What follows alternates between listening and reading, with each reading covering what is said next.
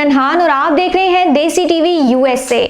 नाज़रीन, आज हम बात करेंगे आईएमएफ जैसे दुनिया के मजबूत तरीन इदारे के बारे में, जिसके नीचे पाकिस्तान ऐसे फंस चुका है जैसे बाज के पंजों में कबूतर, और हमारे कर्ताधर्ताओं ने भी ऐसे आंखें बंद कर रखी हैं जैसे कबूतर बंद रखते हैं। देसी टीवी यूएसए हमेशा आपके सामने ऐसे हकाइक लाता रहा है और लाता रहेगा।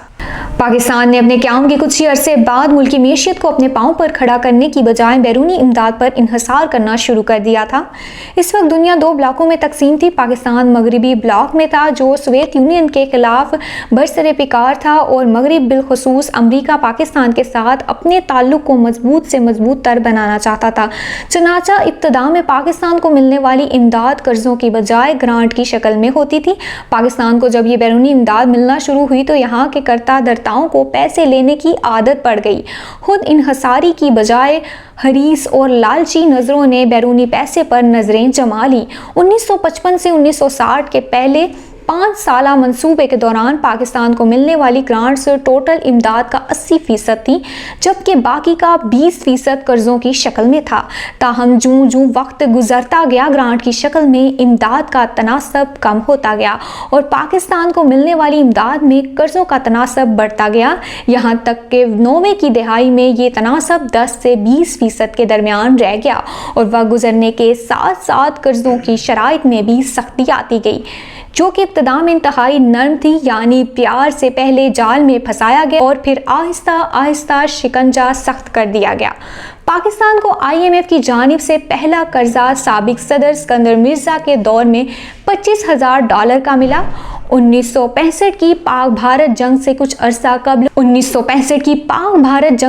अरसा कबल 16 मार्च 1965 को आईएमएफ से $37,500 का कर्जा मिला। फिर 17 अक्टूबर 1968 को $75,000, 18 मई 1972 को 84,000, 11 अगस्त 1973 को 75,000, 11 नवंबर 1974 को 75,000, 9 मार्च 1977 को 80,000, 24 नवंबर 1980 को 3,39,000, 2 दिसंबर 1981 को 7,30,000, 28 दिसंबर 1988 को 1,94,480, 16 सितंबर 1993 को 88,000, 22 फरवरी 1994 को 1,23,200, इसी रोज़ मज़ीद 1,72,000 लिया गया। 13 दिसंबर 1995 को 2,94,690, 20 अक्टूबर 1997 को 2,65,370 और $1,13,740 की दो एक साथ मिली। 29 नवंबर 2000 को 4,65,000, 6 दिसंबर 2001 को $72,35,900 का रिकॉर्ड कर्जा मिला। 24 नवंबर 2008 को 49,36,000 और 4 सितंबर 2013 को $3,20,000 मिले। सदर ज़ियाउल हक के इंतकाल के बाद पूरी हुकूमत ने इस माहिदे पर दस्तखत किए। 1979 में बेनज़ीर भुट्टो ने इक़्तिदार में आने के लिए पाकिस्तानी इस्टेब्लिशमेंट के साथ जो डील की थी, इसमें एक शर्त ये भी थी कि इस प्रोग्राम को जारी रखा जाएगा। फिर बेनज़ीर के पहले दौर के इख्तिताम के बाद नवाज शरीफ ने इक़्तिदार संभाला और इस स्ट्रक्चरल एडजस्टमेंट प्रोग्राम को जारी रखा। 1993 में नवाज शरीफ हुकूमत का खात्मा हो गया और इसके बाद मोइन कुरैशी को अबूरी वज़ीर आज़म बनाया गया, जो कि 1981 से लेकर 1991 तक कमोबेश 10 साल वर्ल्ड बैंक में सीनियर नायब सदर में मुख्तलिफ आला ओहदों पर फाइज रह चुके थे। इस अबूरी हुकूमत ने एहसाफ के लिए पॉलिसी पेपर तैयार किया, जिसकी तौसीक बेनज़ीर ने दूसरी मरतबा इक़्तिदार में आने के बाद की। 1999 में जब मुशर्रफ ने नवाज शरीफ हुकूमत का तख्ता उल्टा तो मुशर्रफ ने शौकत अजीज़ को वज़ीर ख़जाना मुकर्रर किया, जो कि मुसलसल 3 दहाइयों से अमरीका के सिटी बैंक में सदर समेत मुख्तलिफ आला ओहदों पर फाइज रहे। और ये बात भी महज इत्तफाक न था कि मुशर्रफ ने डॉक्टर इशरत हुसैन को स्टेट बैंक का सदर मुकर्रर किया, जो वस्त एशिया ममालिक में वर्ल्ड बैंक के डायरेक्टर रह चुके थे। इसलिए मुशर्रफ ने भी IMF और वर्ल्ड बैंक की पॉलिसियों को नाफिज करने का बेड़ा उठाया। मुशर्रफ दौर में तो ये पॉलिसियाँ इंतहाई वाज़िया हो चुकी थी, और इसके बाद से आज की तारीख तक नई आने वाली हर हुकूमत ने IMF से सख्त शराइत पर भारी कर्जे हासिल किए हैं। जहाँ तक पाकिस्तान की मौजूदा हुकूमत का ताल्लुक है तो हुकूमत की जानिब जानिब से दावा तो बहुत सुनने को मिलता है कि हमारे पास इतने वसाइल नहीं कि खस्ता माशी हालात के शिकार लोगों की मदद कर सकें या मकबूजा कश्मीर और मस्जिद अक्सा की आज़ादी के लिए अपनी अफवाज को रवाना कर सकें। लेकिन दूसरी जानिब यही हुकूमत हमारी मैशियत को इसी घड़े में फेंक देती है जो IMF ने इसके लिए तैयार किया है। हुकूमत मुल्क के हर बजट और मिनी बजट को IMF की पॉलिसी अहकामात के मुताबिक तरतीब देती है, हालांकि वो इस्तेमारी मालियाती इदारों की तबाकुन फितरत से पूरी तरह बाखबर है।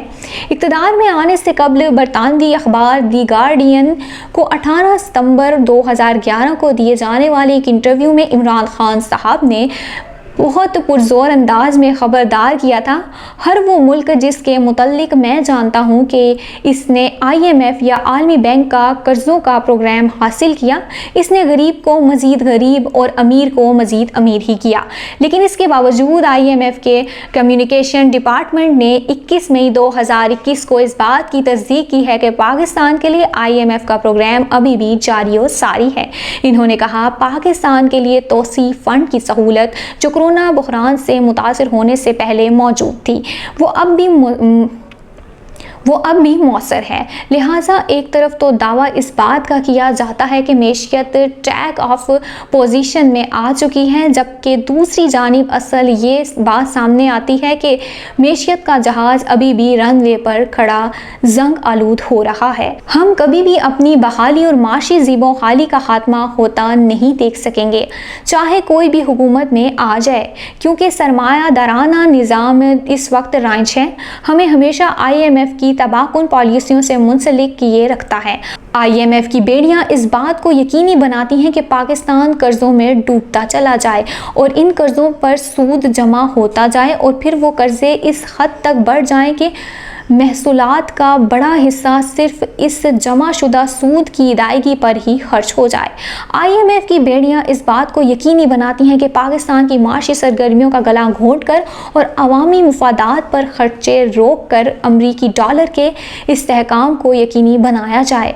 IMF की बेड़ियां इस बात को यकीनी बनाती हैं कि अवाम पर आयद टैक्सों की रकम में इजाफा होता रहे और तवानाई के शोबे की निजकारी के ज़रिए तवानाई की कीमतें मुसलसल बढ़ती रहें, ताकि पाकिस्तान की मैशियत के लिए सांस लेना दोबर हो जाए।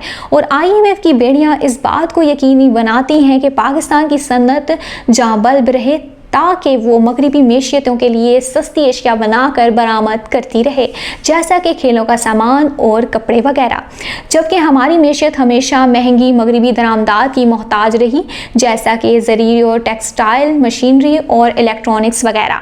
IMF की पॉलिसियों का मकसद किसी सूरत भी इन ममालिक की मैशियत को मुस्तहकम बनाना नहीं, सरमायादाराना तसव्वुरात पर मबनी पॉलिसियों को इस तरह बनाया गया है जो मुस्तकिल तौर पर इस मुल्क की मैशियत को बैरूनी कंपनियों और इमदाद के रहमो करम पर छोड़ दें।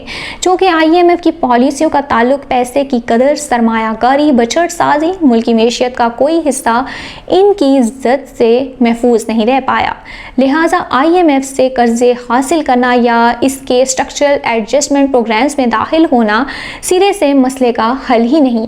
मसले का वाहिद हल तो इस सरमायादाराना मुआशी निज़ाम से निजात में ही है। नाज़रीन, तो ये थी हमारी आज की हुसूसी तहकीकाती रिपोर्ट। मज़ीद रिपोर्ट्स जानने के लिए देखते रहें देसी TV USA या फिर विजिट करें हमारी वेबसाइट www.desitvusa.com और क्लिक करें हमारे लिंक ट्री और सोशल मीडिया की लामहदूद दुनिया को देखिए। अल्लाह हाफ़िज़।